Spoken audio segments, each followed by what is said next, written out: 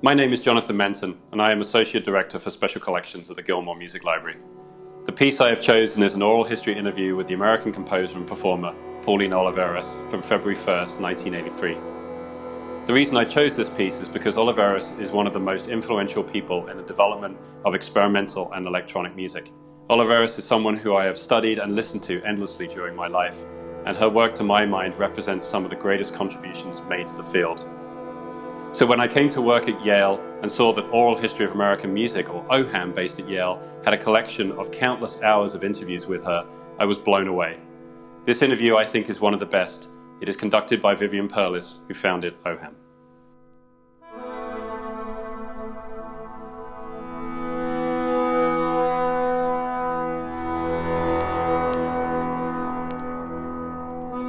I can't remember when I wasn't interested in sounds.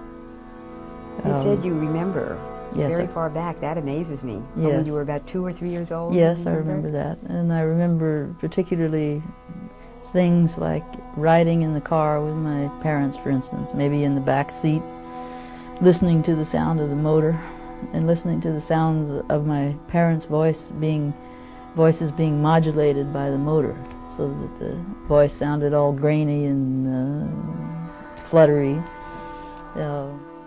One of the things that I really love about this video and this interview is there's this kind of primal scene of her experience with her parents as a child sitting in a car, and her memory of the intermingling of those sounds as being sort of fundamental to her sense of herself as a sound artist and as a musician in the world. And I couldn't help think of you sitting there with your great aunt watching soap operas and how those kind of primal childhood scenes can be so formative for your art. Yeah, I mean, watching, Days of Our Lives with my great aunt Ruth was it was like a ritual every day, and but also watching her was part of the ritual because she used to chew on snuff while she would watch these shows, and I would just be she'd be sitting on the couch, I would be laying on the floor, and we'd be watching, Days of Our Lives, and it made such a huge impact on me. I wanted to, in a weird way, recreate the warmth of those moments in work that I would later do as a writer. I once wrote a book about women in science, and one of my subjects became a geneticist. I said, "How do you think that came about?" She said, "When I was a little girl, my mother would take me to the mall. She was always shopping, and around the mall, I noticed that there was a little plant in there with 2 leaves growing this way and 1 growing this way. And I was fascinated by that, and I thought, why are 2 growing this way and why is 1 growing that way? And after that, I began to watch this plant, and from there to becoming a scientist was not work. And I remember as a little girl watching people and thinking, why are these 2 together and not that one? My parents would know couples whom I would consider inappropriate, or I would think ill-matched, or I wonder, why are they together? And I used to watch. So I became a writer, she became a scientist, but it was there from the very beginning. Radio, that was a world that I grew up with. Mm-hmm. And so that was your sound. Yes, it was part of your sound world. A special part of the sound world as far as technological sound is concerned. All of the sounds that one could hear on the radio, everything from I was always fascinated with the in-between sounds in the stations, just tuning in between. I love that. One of the things that I was immediately drawn to when she was talking about the radio, or thought of, was there's a book by Ricardo Avantemier called Rock the Nation. There's a chapter in there where he specifically talks about the radio signals from Mexico that were so strong at some point that June Carter Cash used to talk about her first experiences listening to Mexican music was hearing them on the barbed wire by her house. They would pick up the frequency and you could hear it off of the fence. And so immediately I was like, that is such a particular sort of, border Texas-y experience where it's all about not just what you are listening to, but how you are listening to it and the medium in which it comes to you. And I feel like Pauline Oliveros has to be very influenced. I mean, she states it, right? Very influenced in that way. And so it becomes more about how are you getting someone to listen to this particular piece of music than just, this is the piece of music. For instance, the very first one that I ever did was called Teach Yourself to Fly. And it was dedicated to Amelia Earhart. And the instructions are to observe your breath cycle and to try to keep your attention on breathing and not trying to change or manipulate the breath in any way, but just simply become attuned to it. And then the next stage is to make the breath audible. Then to allow your vocal cords to vibrate in any mode that's natural. In other words, not trying to sing, not trying to place your voice anywhere, but simply to let the air go through and vibrate the cords. And then the next stage is to increase the intensity of that, and then to reverse the whole process.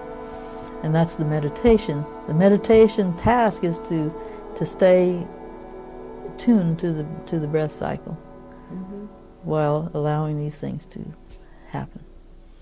And with a group, say, of 150 people, it becomes quite an incredible experience.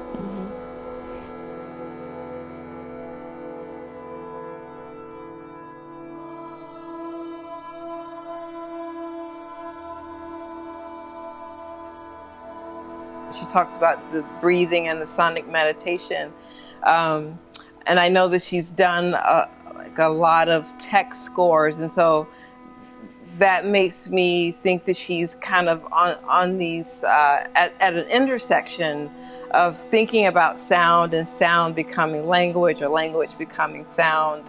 And a lot of the scores being sort of commands for how to move the body or how to produce sound through the body. And this idea of breathing, I think about that a lot in Ravika. There's this sense of like needing to use the breath in order to build the structures in which people live, the people who live in the invisible architectures. So again, I think that it's really amazing for the field that she's working in, and also all the neighboring fields, to think about breath in relation to electronic sound, for example, and what we do with breathing as a kind of form of construction it's just really exciting for me.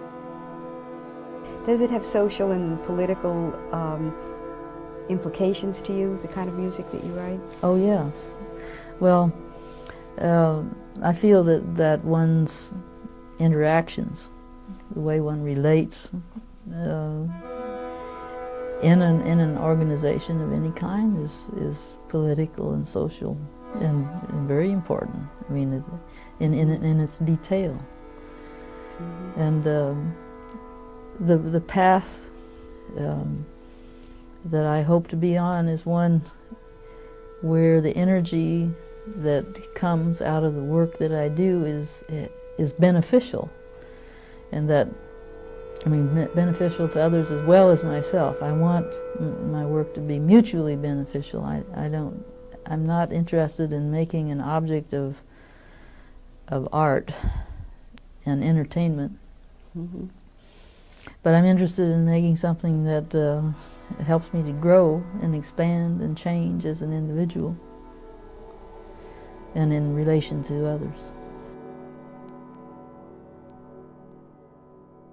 There's something that she says at the end of the interview about her work wanting to release an energy that might be mutually beneficial. I mean, I do think that that's what art can do, and art making in all of its various forms, writing can do, is kind of operate a transfer or kind of contagion, a kind of catchiness of energy. That's what I would hope for,